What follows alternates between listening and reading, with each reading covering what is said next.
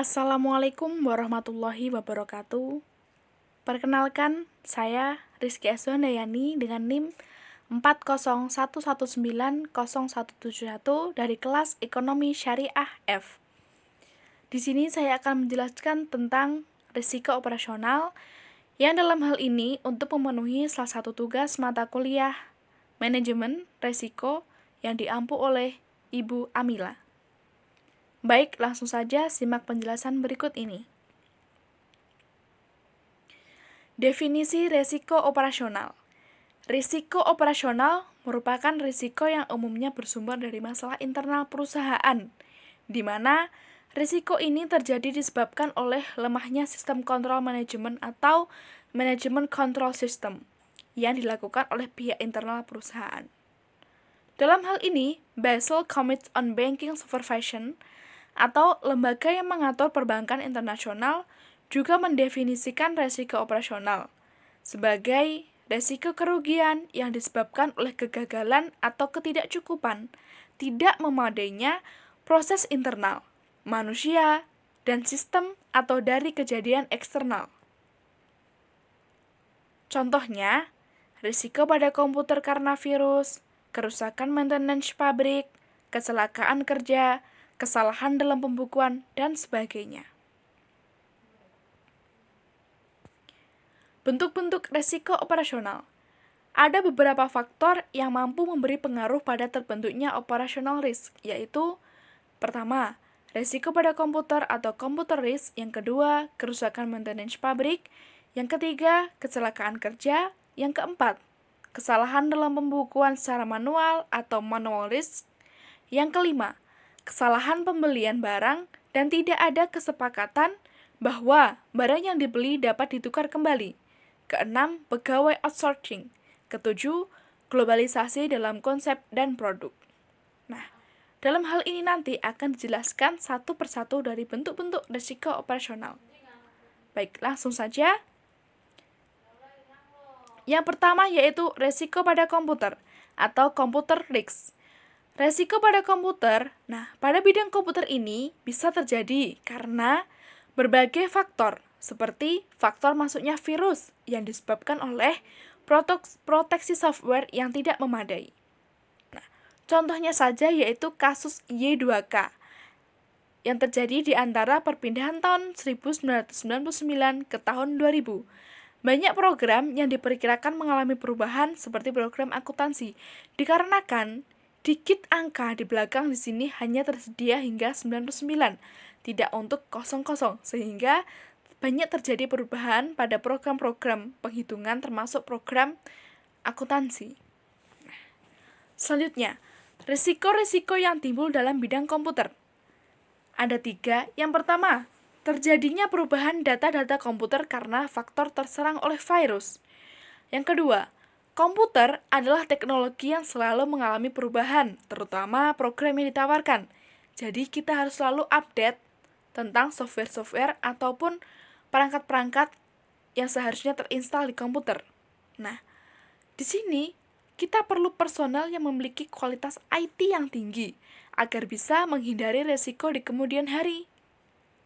Selanjutnya, komputer adalah masuk dalam kategori IT yang memiliki nilai pasar yang tinggi, sehingga setiap pergantian perangkat komputer dan biaya tenaga ahlinya akan membutuhkan biaya yang tinggi. Ini masuk dalam resiko-resiko yang timbul dalam bidang komputer. Jadi tidak hanya tentang softwarenya saja, tetapi juga biaya dan juga personel yang memiliki kualitas IT yang tinggi. Selanjutnya, kerusakan maintenance pabrik. Perusahaan yang memiliki mesin sangat mengandalkan pada kualitas peralatannya dalam menunjang produksi. Maka, biaya pada pemeliharaan dan perawatan dan penggantian peralatan pabrik harus bersifat rutin. Resiko yang ditanggung saat timbulnya kerusakan maintenance pabrik yaitu terhentinya aktivitas produksi selama beberapa saat karena maintenance atau mesin tadi rusak. Kemudian, biaya servis dengan mendatangkan tenaga ahli jika perusahaan tidak memilikinya. Kemudian, biaya penggantian dalam bentuk pembelian baru beberapa peralatan pabrik. Selanjutnya, kecelakaan kerja.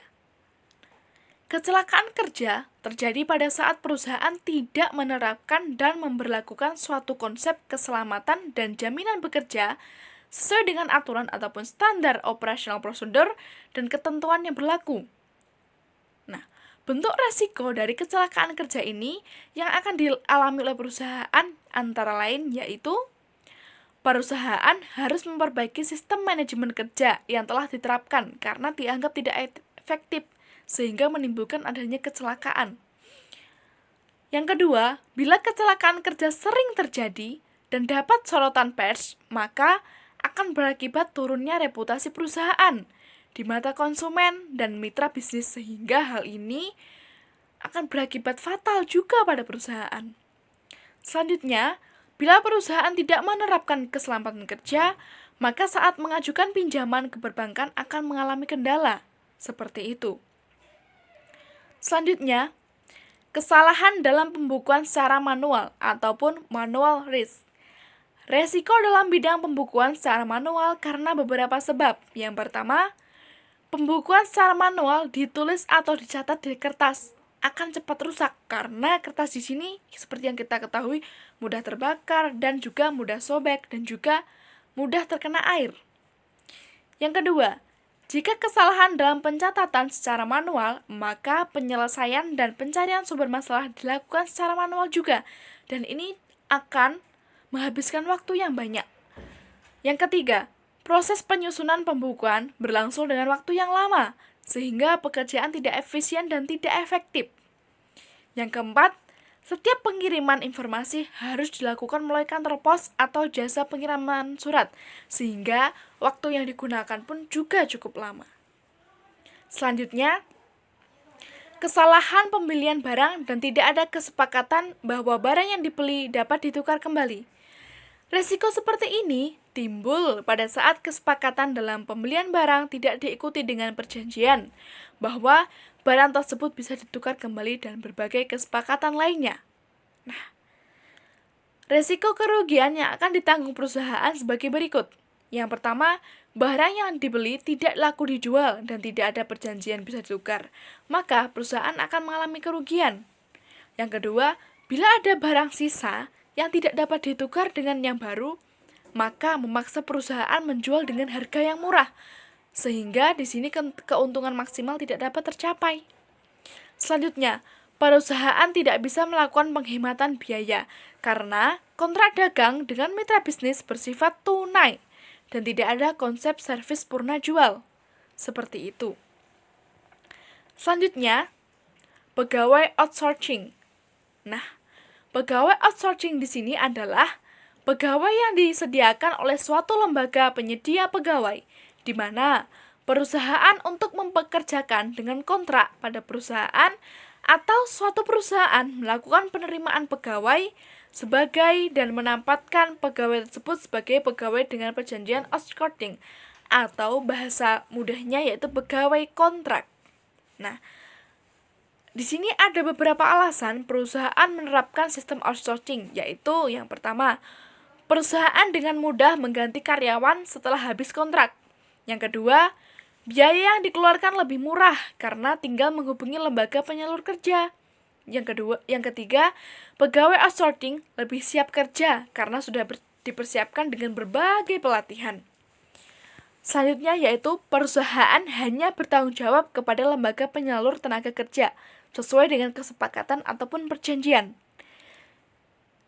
Yang terakhir adalah tidak ada biaya tetap yang harus ditanggung karena bersifat kontrak. Nah, risiko perusahaan menerima pegawai outsourcing yaitu ada dua. Yang pertama, tidak punya rasa tanggung jawab psikologis untuk menjaga perusahaan karena pegawai tersebut lebih bertanggung jawab pada penyalur. Yang kedua, rahasia perusahaan selama ia bekerja mungkin diketahui publik bila ia tidak lagi bekerja di perusahaan karena dia bekerja hanya bersifat kontrak dan dapat berganti ke perusahaan satu ke perusahaan yang lainnya. Nah, ini adalah risiko perusahaan yang menetapkan sistem outsourcing pada pemilihan pegawainya. Selanjutnya, globalisasi dalam konsep dan produk. Nah, seperti yang kita ketahui, era globalisasi telah memberikan perubahan bagi konsep bisnis pada seluruh sektor bisnis, baik finansial dan non-finansial, sehingga penciptaan konsep produk dibuat untuk bisa menampung keinginan globalisasi tersebut. Jika tidak, artinya produk tersebut tidak akan laku di pasaran secara baik, atau produk yang kudet, kurang update. Nah, di sini perusahaan dituntut untuk menerapkan manajemen yang berbasis konsep global yang secara tidak langsung mekanisme operasional perusahaan juga harus bersifat global dan terkini atau terupdate. Nah, dalam hal ini perlu dilakukan pelatihan dan pendidikan bagi para karyawan agar mengetahui konsep dan cara berpikir secara global yang nantinya dapat tertuang dalam suatu hasil produk yang juga laku dalam pasaran global.